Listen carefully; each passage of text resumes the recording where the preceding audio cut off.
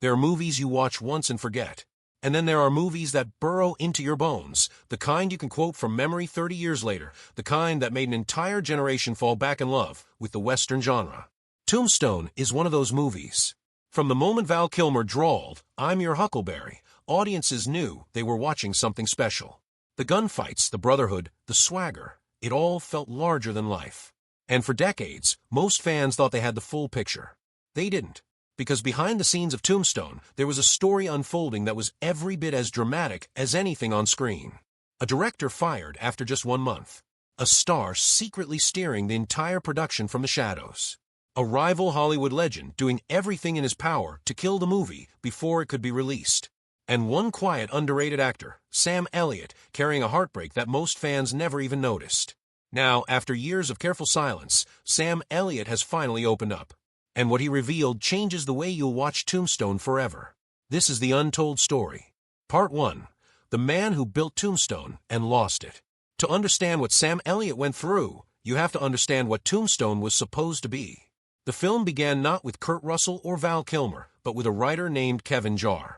Jarre was the architect, the man who dreamed the whole thing up, crafted every line of dialogue, chose the mustache styles, handpicked the spurs, and envisioned the look and feel of a world that actually breathed like the 1880s. His script wasn't just a Western action film. It was an ensemble portrait, a sweeping, character-rich story about an entire town, the families who lived in it, the moral weight of frontier justice, and the complicated bonds between men who had seen too much. Sam Elliott read that script and fell in love with it. He signed on to play Wyatt Earp, Wyatt's older brother, the steady moral center, the lawman who didn't celebrate violence but understood its necessity. It was a role with genuine depth. Jarre had given Virgil connective tissue, quiet family scenes, emotional beats, moments of doubt and duty that made him feel like a real human being rather than a Western archetype. Elliott was excited. He believed in the story. He was proud to be part of it. Then filming started, and within 3 days, Sam knew something was wrong. Kevin Jarre had never directed a feature film before. He was a brilliant writer, but the translation from page to screen requires an entirely different skill set, and Jarre was struggling. His instincts pulled him toward the old-school style of classic westerns, wide, sweeping master shots that captured the landscape and the scale of the world he had created on paper. Beautiful in theory, but wildly out of step with the pacing that modern audiences demanded.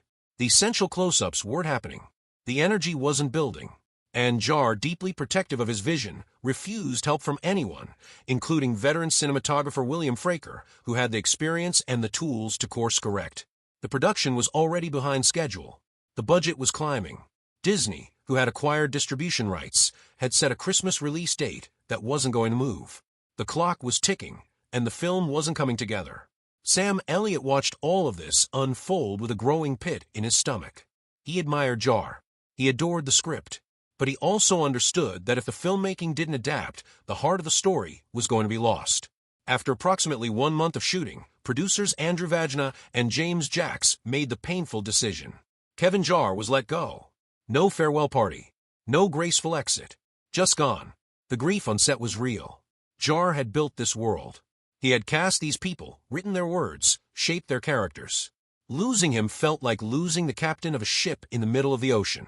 The cast and crew mourned, but they also had a movie to finish. Part 2. Kurt Russell's secret takeover. With Jarre out, the production scrambled. George P. Cosmatos was brought in as replacement director, a capable filmmaker with a solid resume, but one who arrived with virtually no prep time and no deep familiarity with what Jarre had built. Some crew members felt adrift. At least one seriously considered quitting, convinced the new director didn't understand or respect Jarre's vision. And then Kurt Russell quietly did something extraordinary. Every night, after a full day of shooting, Russell stayed up working. He met with the cast. He analyzed the script. He broke down what needed to happen next day, shot by shot, scene by scene, and delivered those plans to Cosmatos before the sun came up. He was, in every meaningful sense, directing the film. He just wasn't taking the credit for it. Val Kilmer, who played Doc Holliday, saw it all firsthand. He later described how he essentially moved in with Russell during production, sleeping on his couch so they could spend every possible hour planning and rethinking and rebuilding the film's structure. Kilmer wasn't complaining about it. He understood what was at stake. And he was in awe of what Russell was doing, the selflessness of it, the sheer dedication to the project over personal recognition. Michael Biehn, who played Johnny Ringo, was direct about it. Kurt Russell saved Tombstone. The director credit was more of a committee arrangement. Russell was the one steering the ship when it mattered most. Part of Russell's work involved making a painful but necessary creative decision. He and producer James Jacks took Jar's screenplay and cut nearly 30 pages from it. Subplots were stripped. Background characters lost their arcs. Connective scenes, the family dinners, the quiet moments of relationship building, the small exchanges that gave the ensemble its texture, were sacrificed in favor of a tighter, sharper focus on the central relationship between Wyatt Earp and Doc Holliday. It worked. The resulting film had propulsive energy, emotional clarity, and 2 lead performances that genuinely crackled. But not everyone was celebrating. Part 3. The heartbreak Sam Elliott never talked about. Among the cast, a quiet phrase started circulating. Some of the actors had begun calling the reworked film the Kurt and Val Show. They weren't wrong. Wyatt and Doc now dominated the screen. The ensemble, the world Jar had so carefully built, had been compressed into the background. Virgil Earp, Morgan Earp, Powers Booth's Curly Bill, Michael Biehn's Johnny Ringo, all of them had seen their roles trimmed, their moments of depth quietly deleted from a movie they'd signed on to. For Sam Elliott, this was more than a professional disappointment. It felt personal. He had come out of semi-retirement for this role. He had believed in Jar's vision deeply, the warmth of it, the moral complexity, the sense that Virgil wasn't just a supporting player but the ethical spine of the whole story. And then, almost overnight, those 30 pages vanished. Gone were the connective scenes. Gone were the emotional turning points. Gone was much of what had made Virgil feel like a complete human being. Sam Elliott was candid about the impact. He said pointedly that had he known how little of Virgil would survive in the final cut, he probably would have turned the role down. That admission carries real weight coming from a man as measured and professional as Elliott. This wasn't a flippant complaint. It was a genuine reckoning with the gap between what the film was supposed to be and what it became. There's a moment that captures his feelings perfectly. One evening at a bar, someone approached Elliott and told him he should have played Wyatt. Sam looked at the person quietly, his expression soft with something that wasn't quite sadness and wasn't quite resignation, just knowing. He took a sip of his beer and said simply, "Tell me about it." 2 words. And somehow they said everything. Despite his private pain, Elliott never let it show on set. He didn't complain publicly. He didn't cause disruptions. He stayed in character through long, exhausting shooting days, and when scenes were being trimmed or altered, he took matters into his own hands in the only way he could, quietly slipping pieces of dialogue back in during takes, protecting the moments that he felt the audience needed to truly understand Virgil Earp. Small acts of rebellion. Small acts of love for the character. Part 4. The War Behind the Camera. If the creative tensions were difficult, the logistical battles were nearly catastrophic. Cinematographer William Fraker, a true Hollywood veteran, had been clashing with directors since day one. First with Jar, who refused his input. Then with Cosmatos, whose demanding, fast-paced approach put Fraker under enormous strain. At one point, the conflict between Fraker and Cosmatos became so heated that the 2 men literally rammed their golf carts into each other on set. Not metaphorically. Actually drove their carts into each other. Fraker tried to leave the production 3 separate times. He was talked back each time, ultimately by his own pride in the work. He later said that if the finished film didn't look good, he wouldn't have stayed. It looked good. He stayed. The broader crew wasn't immune to the pressure either. By the time filming wrapped, 17 crew members had left, casualties of Cosmatos' strict, relentless approach to running a set.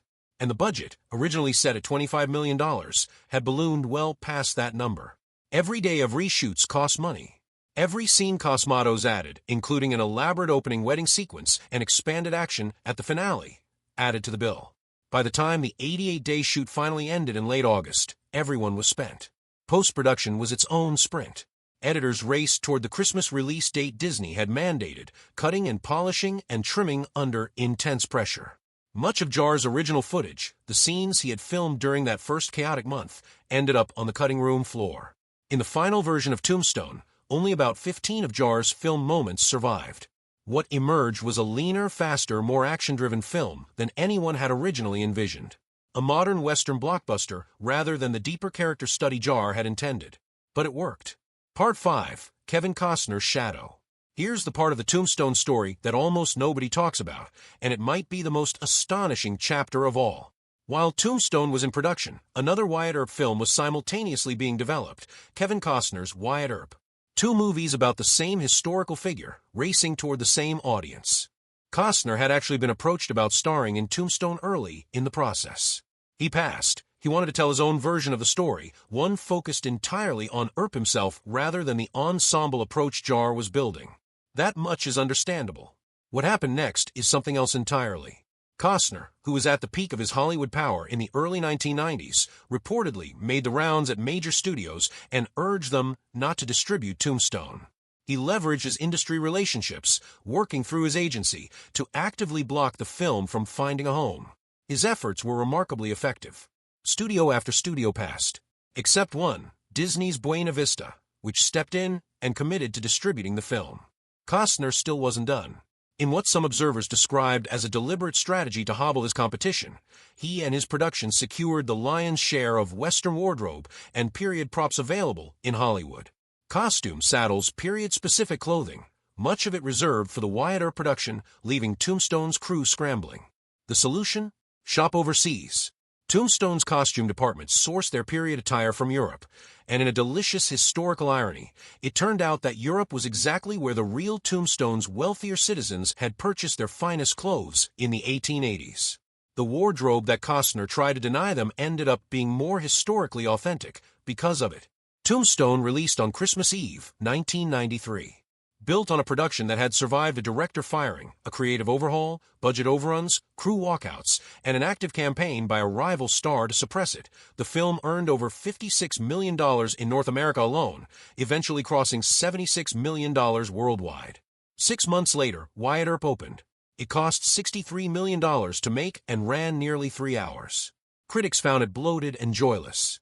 Roger Ebert, never one to mince words, wrote that it felt like someone had pumped Tombstone full of hot air. It earned roughly $56 million globally, less than its budget. Kevin Costner later admitted that going head-to-head with Tombstone was a mistake he wished he had avoided. Part 6, What Sam Elliott Gave Us That We Almost Missed. In the decades since Tombstone's release, the film's legacy has crystallized around its most iconic elements. Val Kilmer's Doc Holliday. Kurt Russell's Wyatt Earp, the OK Corral, the gunfights, the one-liners, and Sam Elliott's Virgil, the quiet one, the steady one, the one whose depth most casual viewers never fully noticed, tends to get overlooked. Which is exactly why Elliott's revelation matters so much. Because when you go back and watch the film with fresh eyes, knowing what he sacrificed, what he fought for, what he quietly slipped back into scenes when no one was looking, Virgil Earp becomes something different, something more. There's a moment before the OK Corral showdown that is easy to miss. Virgil rescues a child from the unfolding chaos. It takes only seconds.